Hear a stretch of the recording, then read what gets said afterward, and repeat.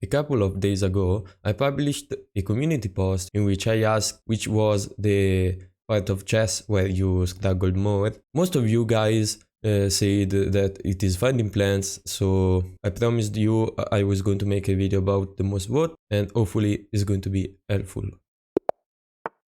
And here we go.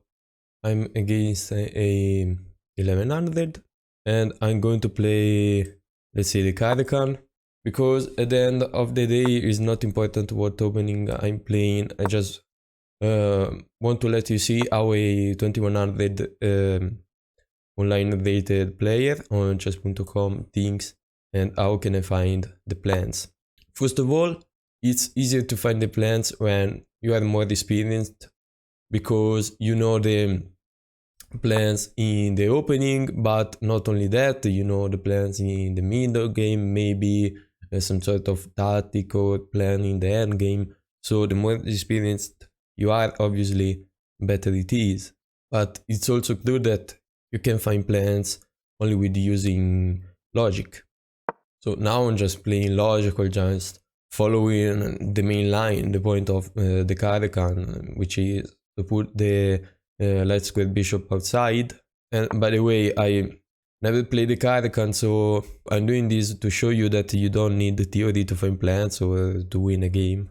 And this is a bad move because I just wanted to put the bishop outside, because otherwise it was bad, and we can actually play the bishop now, and if it takes with the queen is going to be a target in the future, so taking is not bad at all. And now I can develop the knight, develop the bishop and castle.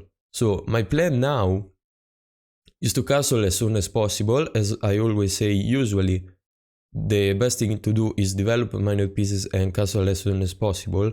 So in order to do that, I want to castle short. I could try to castle long, but I feel like short is better in this position, and to castle short I have to develop the knight somewhere. So knight on e7, which has a purpose, because now I can put the knight on f5 and it's going to be really strong.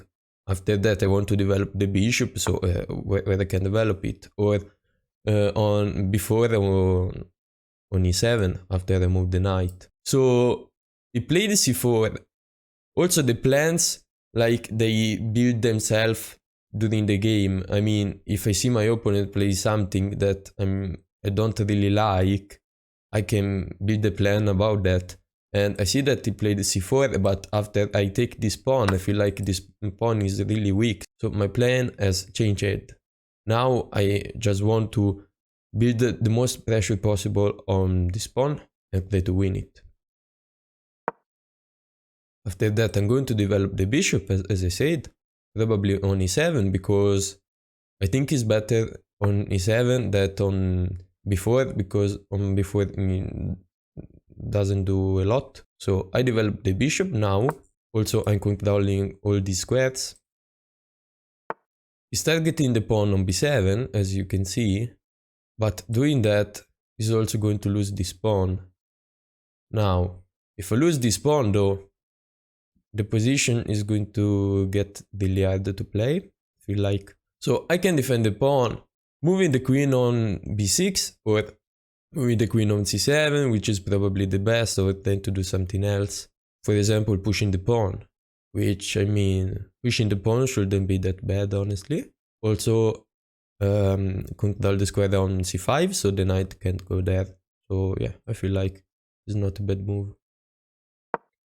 Usually you don't do that because there is the light square bishop that, I mean, has a lot of pressure on the rook, but now we played the bishops, the light square bishop, so I can do that with no problem. So you see, the plan depends on the position, honestly. It's easy to find that the plan when you understand the position, and to understand a position you don't need to study it, you need experience. That's what you need.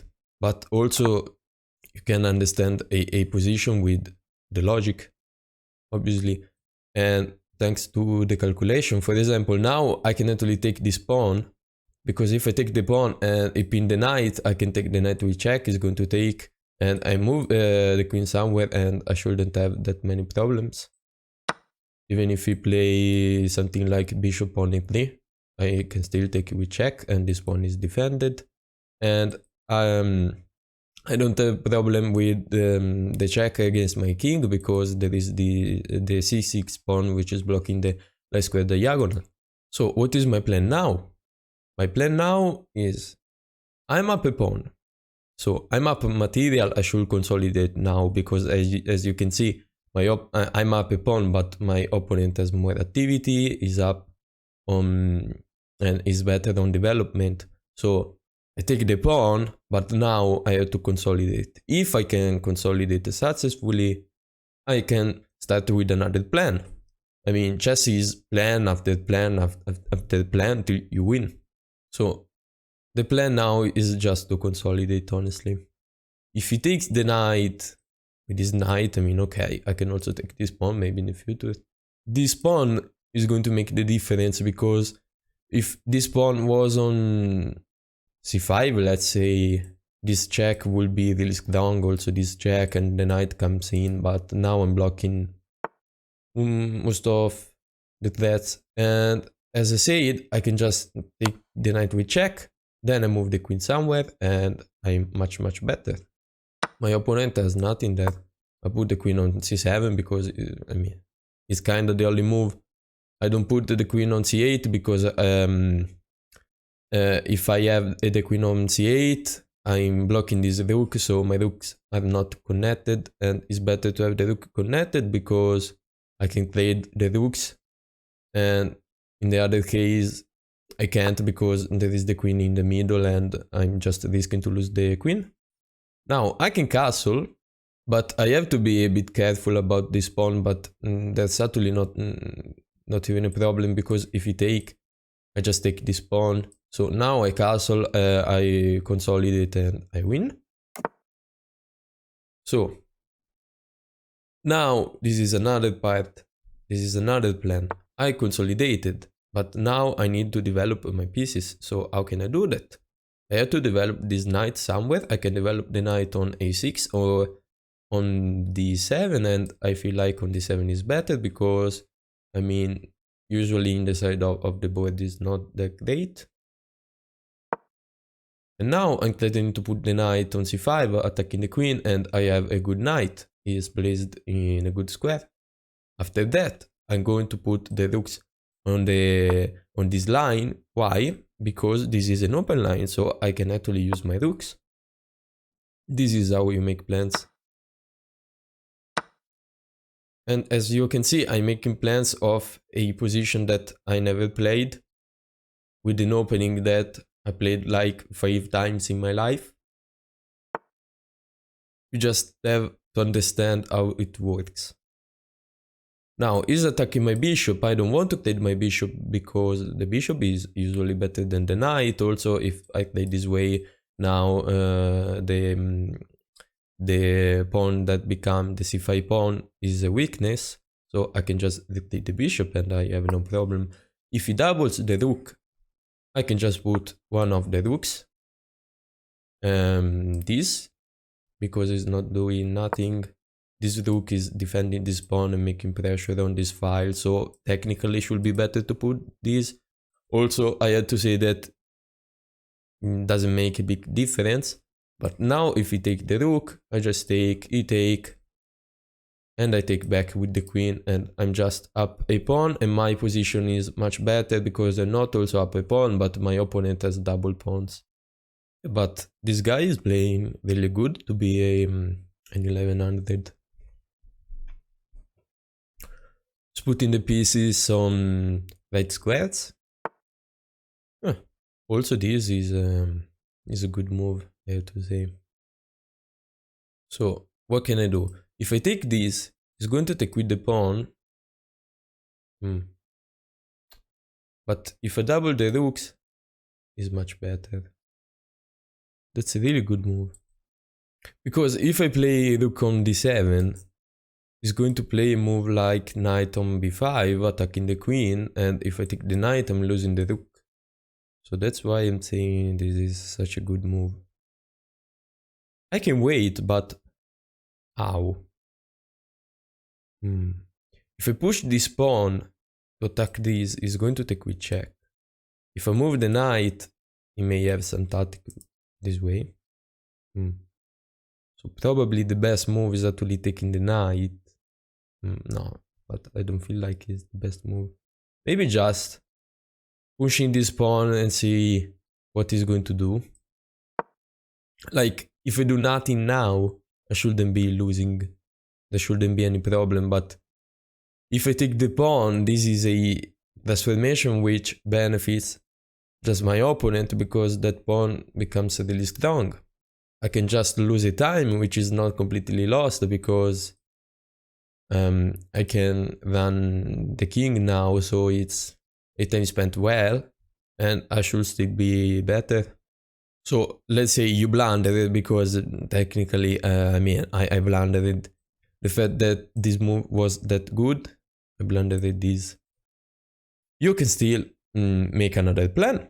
It's not the end of the world. You just have to understand what benefits and what does not benefit your position.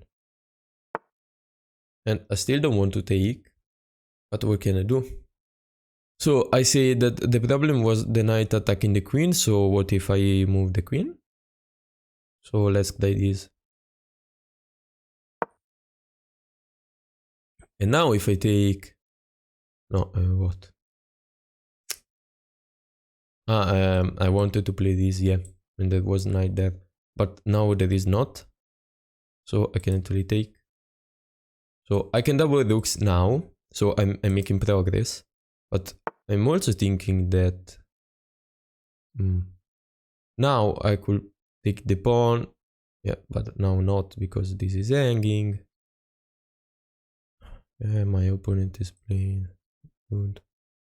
So, right, I'm going to push this pawn because I have no time. I don't feel like it's a good move because you can leave the knight somewhere and make some mess, but I don't have time. So my plan is to take the knight now because after that my queen is not attacked, so I don't have to lose the time. It takes with the pawn and I double the rooks in order to win this pawn. That should be a good plan. If he moves the knight, I don't know if I'm in trouble or not. Could be a good move. But I should be able to defend. Let's say if I still do nothing, probably I don't have that many problems. If you push the pawn, I take. Just take, don't care. If he takes with the rook, I take. Let's say he takes with the rook again. I go there. Takes this pawn, I take, and take this. So it should be good. Yeah, the fact that he's thinking now is really good because I had a lot of less time than him. But now, if you are pretty much even in time,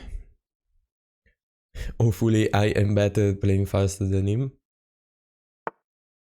This move is wide. Can't explain it. Alright, let's take. So this is a good move because the king can escape. If he takes with the pawn, it's just a weakness forever. It's not even that I'm going to win it, but it's just a weakness. And now I want to play every piece and... yeah, I can't play every piece now. I mean, I could, but... What if I play this and wait? Just take it. Probably f6 was better. f6 on the spot. Yeah, this is a really good move. I don't understand why my opponent is playing that good. What if I go there? He attacks me, but whatever, I go there.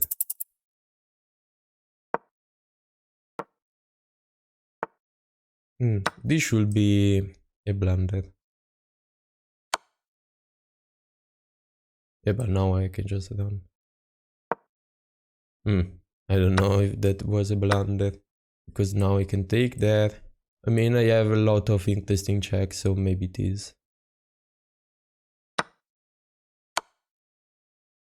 Just taking this pawn. My plan now that I have a passed pawn is to push this pawn and win. If you have a pass pawn with low time, just push the pawn and see what happens. This split up loses a queen, so I'm happy with that, I would say. Yeah, but now, I mean, you could design even if you know I'm 2100. Yeah. My opponent played really good, not gonna lie.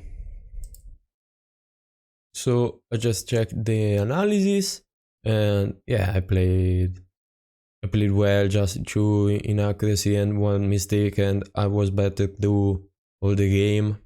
Even when I felt I was in trouble, I was still better and I played the right move. But yeah, my opponent played with the 70% accuracy, which for the 1000 is pretty good, I have to say. This was a good game. I hope you liked it and that you understood something about funny plans. By the way, thank you for the 50 subscribers, and about that I'm going to make a new series which I'm going to announce probably today or tomorrow, and I'm also going to make a short about that. So thank you guys and see you to the next video.